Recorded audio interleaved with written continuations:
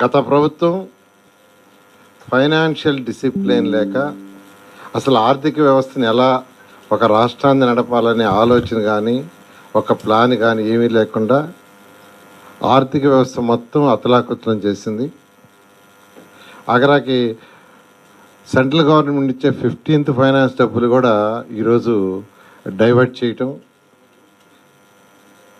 అదేవిధంగా మున్సిపల్ శాఖ తీసుకుంటే మున్సిపల్ శాఖలో ప్రజలు అంటే ప్రతి మున్సిపాలిటీ, అది నగర పంచాయతీ కావచ్చు, మున్సిపాలిటీ కావచ్చు, కార్పొరేషన్ కావచ్చు, చట్టం ప్రకారం కేంద్ర చట్టం కానీ రాష్ట్ర చట్టం ప్రకారం ఏంటంటే అది స్వపరిపాలన.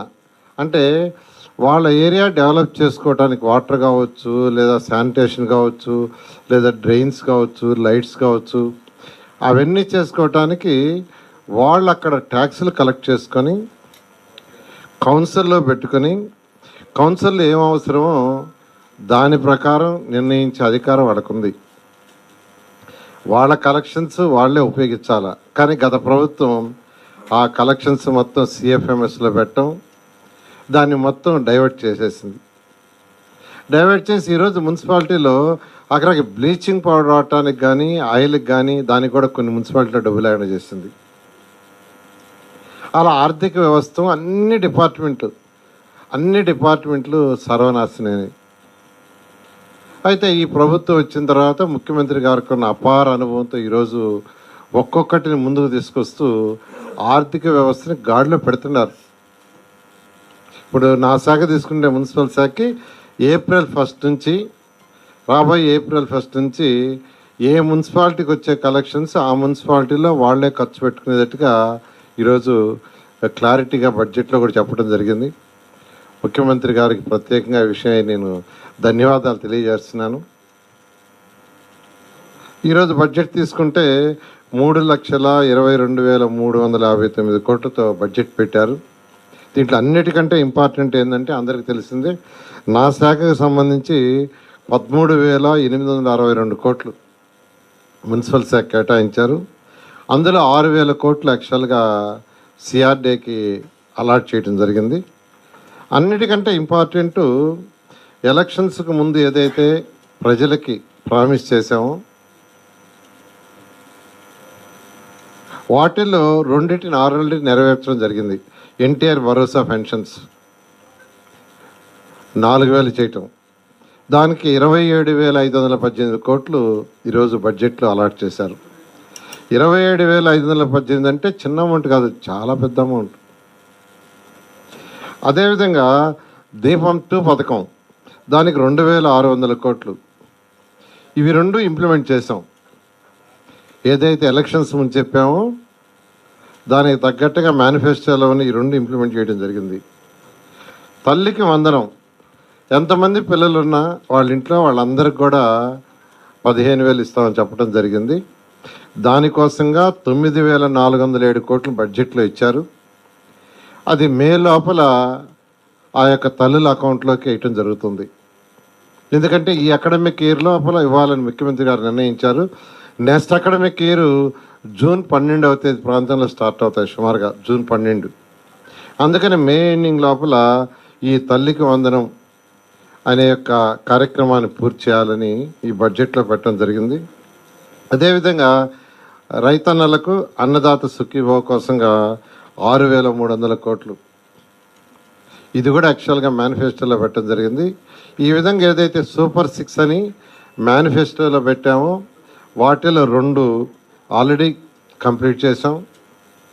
మరొక 2 ముఖ్యమైనవి, అవి కూడా యాక్చువల్గా ఈ మే మంత్లో తల్లికి వందనం, అన్నదాత సుఖీభవ కోసం వీలైన తొందరలో అది కూడా తొందరలో ఇవ్వాలని ముఖ్యమంత్రి గారు నిర్ణయించారు. ఈ విధంగా ఈరోజు బడ్జెట్లో ఏదైతే మేనిఫెస్టోలో ఉండే వాటికి అత్యధిక ప్రయారిటీ ఇస్తూ ఈరోజు ఈ బడ్జెట్ని, ఒక చక్కటి బడ్జెట్ని అన్ని డిపార్ట్మెంట్స్ వాటికి ప్రయారిటీ ఇస్తూ ప్రత్యేకంగా ఎస్సీల సంక్షేమానికి 20,240 కోట్లు, ఎస్టీల సంక్షేమానికి 8,159 కోట్లు, బీసీల సంక్షేమానికి 47,456 కోట్లు. బీసీలకి అత్యధిక ప్రయారిటీ ఇస్తూ ఈరోజు 47,456 కోట్లు బడ్జెట్లో పెట్టడం జరిగింది. అదేవిధంగా అల్పసంఖ్యాక వర్గాల వాళ్ళ కోసం కూడా 5,434 కోట్లు. సో పేదలు నిరుపేదల ప్రభుత్వాన్ని తెలియజేయడానికి ఇంతకంటే వేరే సాక్ష్యం అవసరం లేదు.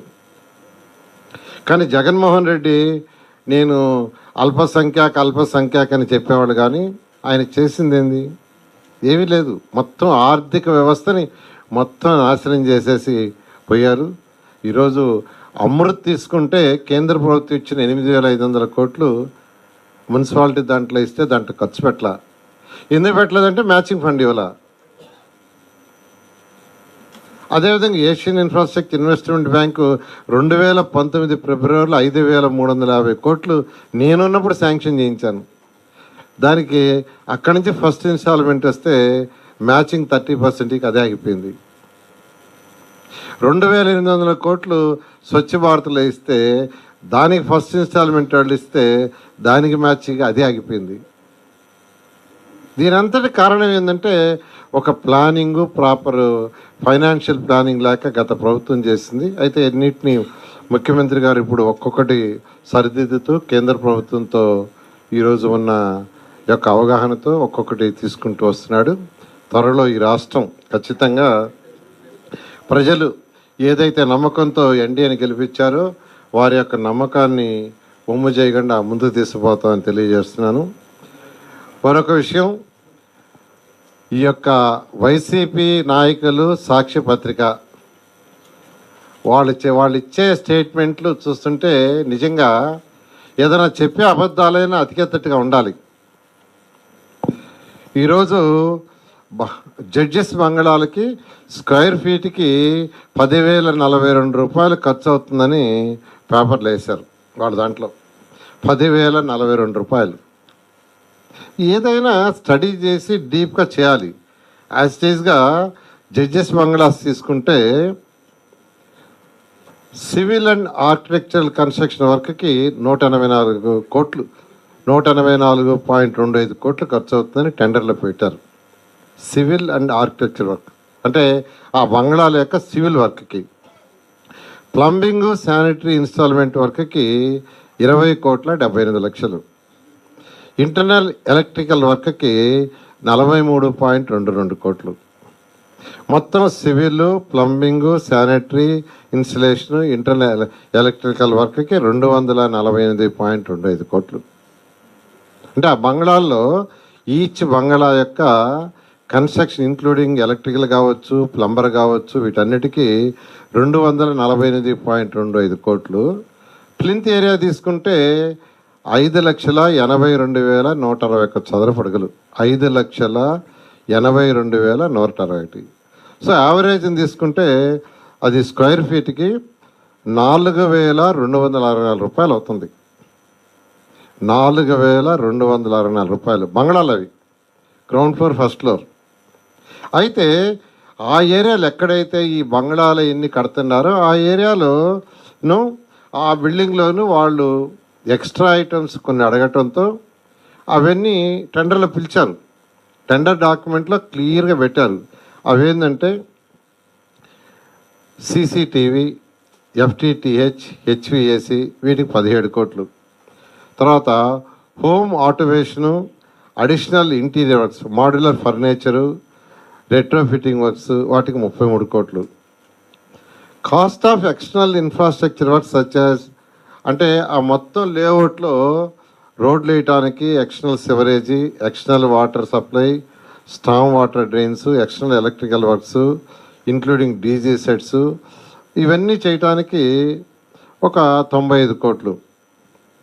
ఇవన్నీ కలిసిన మొత్తం తీసుకుని టోటల్ చేసినా కానీ అది మొత్తం 401 కోటి అయింది. 401.37 కోట్లు. ఇవి కాకుండా different taxes, DMF charges, merit charges, తర్వాత జిఎస్టీ. జనరల్గా మనం ఎవరి దగ్గర హౌస్ కొంటుంటే ఆ స్క్వేర్ ఫీట్ చెప్తారు, ప్లస్ దానికి జిఎస్టీ మళ్ళీ కట్టాలా. ఇక్కడ టెండర్లు అది కూడా వచ్చేస్తుంది. ఇవన్నీ వేసుకుంటే 492 కోట్లు. అయితే వాళ్ళు సాక్షి వాళ్ళు ఇచ్చింది ఏంటంటే 10,042. ఇలా సెక్రటరియట్ తీసుకున్న అంతే, సెక్రటరియట్ బిల్డింగ్స్ తీసుకున్న ఏదైతే civil work, electrical work, plumber work తీసుకుంటే అది 4,362. దాన్ని కూడా 9,430గా చిత్రీకరించారు. ఏరియా కూడా 5,90,761 చదరపు అడుగులైతే ఏరియా తగ్గించి 5,28,100 వేసి కాస్ట్ పెంచారు. కాబట్టి నేను అందరికీ చెప్తున్నాను, రాష్ట్ర ప్రజలందరికీ ఆ సాక్ష్య పత్రిక ఏ రాస్తుందో వాళ్ళకే తెలియదు. ఇవన్నీ యాక్చువల్గా ఏంటంటే యూనిట్ రేటే, ఈపీసీ కాంట్రాక్ట్ కూడా కాదు. ఈపీసీ కాంట్రాక్ట్ కూడా ఎస్ఆర్ రేట్స్ ఏదైతే ఉన్నాయో దాని ప్రకారం ఇచ్చాం. అందువల్ల మరొకసారి రాష్ట్ర ప్రజలందరికీ చెప్తున్నాను, ఈ యొక్క టెండర్లు ఏదైతే ఉన్నాయో ఈ క్వాలిటీగా చేస్తున్నాం. క్వాలిటీగా చేసేటప్పుడు కూడా ఎస్ఆర్ఆర్ రేట్ ఏదైతే 20 మంది చీఫ్ కమిషనర్ రేట్లు ఫైనలైజ్ చేశారు ఐటమ్ వైజు, ఆ రేట్లే టెండర్లో పెట్టాం, వేరే రేట్లు పెట్టలా. ఇది ఐటమ్ రేట్, ఈపీసీ కాంట్రాక్ట్ కూడా కాదు. రేపు ఉదయం వాళ్ళు ఐటమ్స్ ఏదైతే బిగిస్తారో దాని ప్రకారమే పేమెంట్ ఉంటుంది. ఈ విషయాన్ని రాష్ట్ర ప్రజలందరికీ మరొకసారి తెలియజేయాలని తెలియజేస్తాం. Thank you.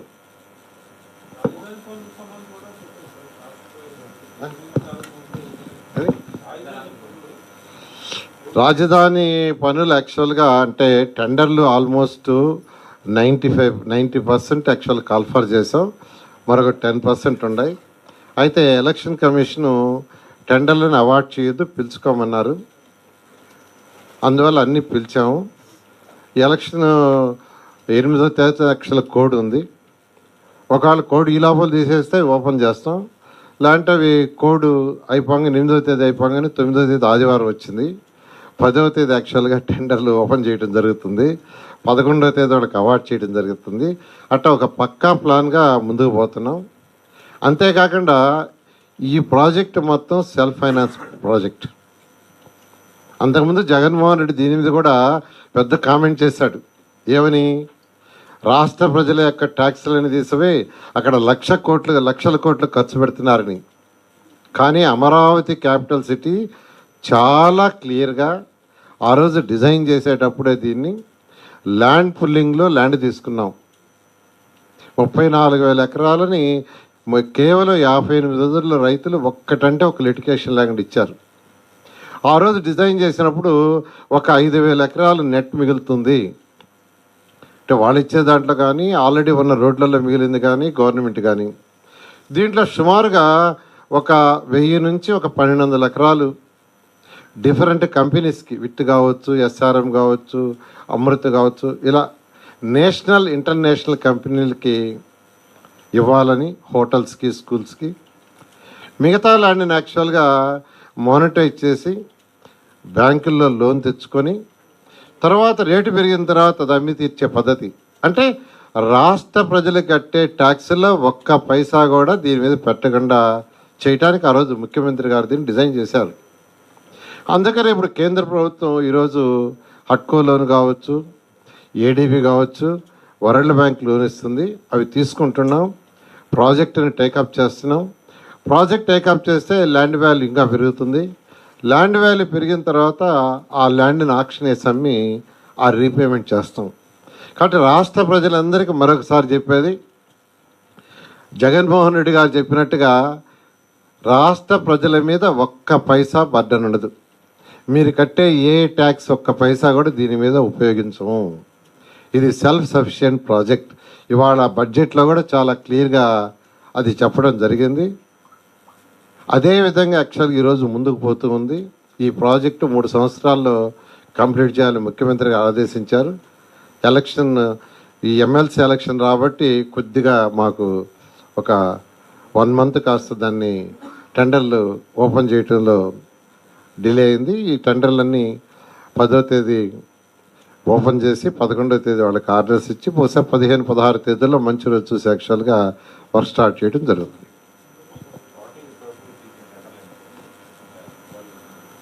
టోటల్ సుమారుగా 48,000 కోట్లకి పిలిచారు. బ్యాలెన్స్ కూడా యాక్చువల్గా రేపు ఎల్లుండి పిలిచేస్తారు. రేపు ఎల్లుండి యాక్చువల్గా ఏదైతే ఈస్ట్ నుంచి వెస్ట్కి మనం వేసిన రోడ్లు, ట్రంక్ రోడ్లు 1 కిలోమీటర్ డిస్టెన్స్లో ఉంటాయి. అవి 16 రోడ్లు మొత్తం. వీటిల్లో కొన్ని రోడ్లు నేషనల్ హైవేలకు వస్తాయి. అందులో సీడ్ యాక్సిస్ రోడ్డు కూడా ఒకటి కలుస్తుంది. అది కాకుండా E13, E15, E16, E11, E9. ఇందులో E13కి అయితే పైకేసేదానికి టెండర్ రెడీ అయిపోయింది. రేపు ఎల్లుండి పిలవబోతున్నారు. దాంట్లో ఫారెస్ట్ ల్యాండ్ ఉంటే కూడా ఫారెస్ట్ ల్యాండ్ క్లియరెన్స్ కూడా వచ్చింది. యాక్చువల్గా ఒక 50 ఎకరాలు ఉంటే అది కూడా ఇచ్చేసారు clearance. First E13 work start అవుతుంది. Next E15, next seed axis road కూడా తయారు. ఓకే.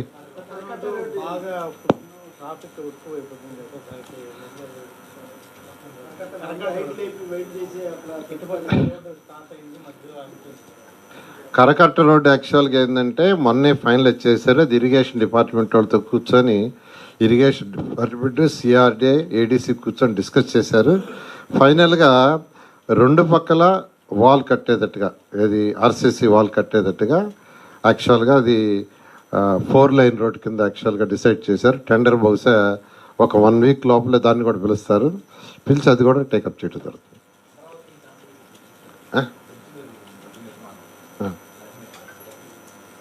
ఇప్పుడు జరిగేదా అంటే యాక్చువల్గా ఇప్పుడు ఏదైతే మనకు బైపాస్ రోడ్ ఏదైతే ఇప్పుడు జరుగుతుందో అది మరొక 6 months to 1 year పడుతుంది. అయితే బ్రిడ్జ్ తొందరలో అయిపోద్ది. బ్రిడ్జ్ పార్ట్ వరకు మరొక 2 నెలల్లో పూర్తి అయిపోతుంది. బట్ ఆ రోడ్డు మొత్తం కావాలంటే కొంత టైం పడుతుంది. ఎందుకనంటే మనం వేసిన ఈస్ట్ వెస్ట్ ట్రంక్ రోడ్స్ అన్నీ 1 కిలోమీటర్ డిస్టెన్స్. ఈస్ట్ అయినా అన్ని రోడ్లు 1 kilometer స్ట్రైట్ రోడ్స్, వెస్ట్ అయినా 1 kilometer స్ట్రైట్ రోడ్స్. అంటే ఎక్కడ అబ్స్ట్రక్షన్ ఉండకూడదు ఆ రోజు డిజైన్ చేసాం. అయితే ఇప్పుడు ఏదైతే బైపాస్ రోడ్డు వేస్తున్నారో దాంట్లో అన్ని రోడ్ల దగ్గర 1 kilometer రోడ్డు దగ్గర అవతల నుంచి అవతలకు పోవటానికి లేకుండా చేశారు. అయితే మళ్ళీ ఈ ప్రభుత్వం వచ్చిన తర్వాత ముఖ్యమంత్రి గారు మళ్ళీ డిస్కస్ చేసి కాదు, ప్రతి 1 kilometer దగ్గర మీరు అవతల నుంచి అవతలకు పోయేటట్టుగా ఫ్రీ యాక్సెస్ ఉండాలన్నారు. దాన్ని యాక్చువల్గా వాళ్ళు యాక్సెప్ట్ చేశారు. ఆ వర్క్ జరుగుతుంది. దానికి వాళ్ళు అన్నది ఏంటంటే మరొక 6 నెలలు ఎక్స్ట్రాగా కావాలి సార్, 1 year లోపల కంప్లీట్ చేస్తున్నారు. డిజైన్ ఏం మార్చలేదు, same design. Okay, thank you.